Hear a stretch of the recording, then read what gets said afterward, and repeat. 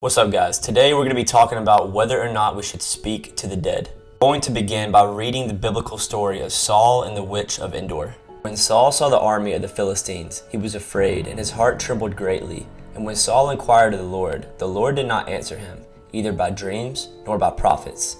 Then Saul said to his servants, "Seek out for me a woman who is a medium, that I may go to her and inquire of her." And his servants said to him, "Behold, there is a medium at Endor."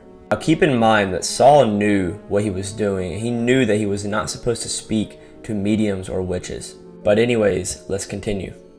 So Saul disguised himself and put on other garments and went, he and 2 men with him. And they came to the woman by night. And he said, "Divine for me by a spirit, and bring up for me whomever I shall name to you." The woman said to him, "Surely you know what Saul has done, how he has cut off the mediums and the necromancers from the land. Why then are you laying a trap for my life to bring about my death?" But Saul swore to her, "By the Lord, as the Lord lives, no punishment shall come upon you for this thing." Then the woman said, "Whom shall I bring up for you?" He said, "Bring up Samuel for me." When the woman saw Samuel, she cried out with a loud voice. And the woman said to Saul, "Why have you deceived me? You are Saul." The king said to her, "Do not be afraid. What do you see?" And the woman said to Saul, "I see a god coming up out of the earth." He said to her, "What is his appearance?" And she said, "An old man is coming up, and he is wrapped in a robe." And Saul knew that it was Samuel. And he bowed with his face to the ground and paid homage.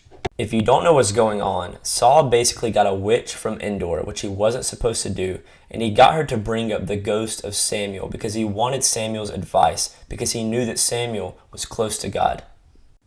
But again, let's continue. Then Samuel said to Saul, "Why have you disturbed me by bringing me up?" Saul answered, "I am in great distress, for the Philistines are warring against me, and God has turned away from me, and answers me no more, either by prophets or by dreams. Therefore I have summoned you to tell me what I shall do." And Samuel said, "Why then do you ask me, since the Lord has turned from you and become your enemy? The Lord has done to you as he spoke by me, for the Lord has torn the kingdom out of your hand and given it to your neighbor David, because you did not obey the voice of the Lord and did not carry out his fierce wrath against Amalek. Therefore the Lord has done this thing to you this day. Moreover, the Lord will give Israel also with you into the hand of the Philistines, and tomorrow you and your sons shall be with me. The Lord will give the army of Israel also into the hand of the Philistines."